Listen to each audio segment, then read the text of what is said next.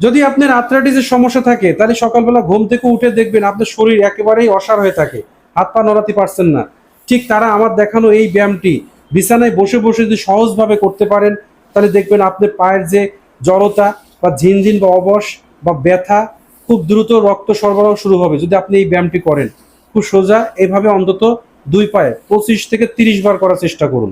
Second যেটা করবেন, আপনার নিকে ব্যান্ড করে 1 2 3 4 5 6 7 ঠিক এভাবে আপনি 15 থেকে যতটুকু পারেন কাউন্ট করতে শুরু করুন। একটানা যদি 50 বার করতে পারেন, 2 পাতেই করতে পারেন, তাহলে দেখবেন আপনি রেজাল্ট সাথে সাথে দিনটা শুরু হবে হাসি খুশি দিয়ে। আর তা না হলে সারাদিন কাঁদতে হবে। এরপর যেটা আপনি করবেন, খুব সুন্দর করে ক্যাট পোজ। এক কথা নিঃশ্বাস ছাড়তে ছাড়তে আপনি কোমরটা সোজা থাকবে, আপনার হিপটা সোজা থাকবে, পেটটা নিচের দিকে চাপ দেওয়া শুরু করবেন, দিয়ে এইভাবে করুন। তা ধীরে ধীরে নিঃশ্বাস ছাড়তে ছাড়তে ঠিক এইভাবে আপনি উপর হন, যতটুকু টান টান করে পারতে পিঠটা উপরের দিক টান টান করে ধরুন, ঠিক এইভাবে।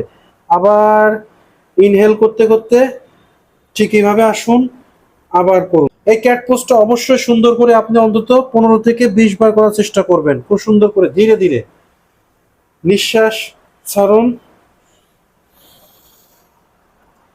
আবার ধীরে ধীরে নিচে নামুন। অবশ্যই এটা 10 থেকে 15 বার করবেন। আর আপনার হিপ মোবিলিটির জন্য অবশ্যই এই ব্যায়ামটি করবেন। খুব সুন্দর করে 3 থেকে 4 বার রিপিটেশন করবেন। অবশ্যই 2 পায়ে করবেন।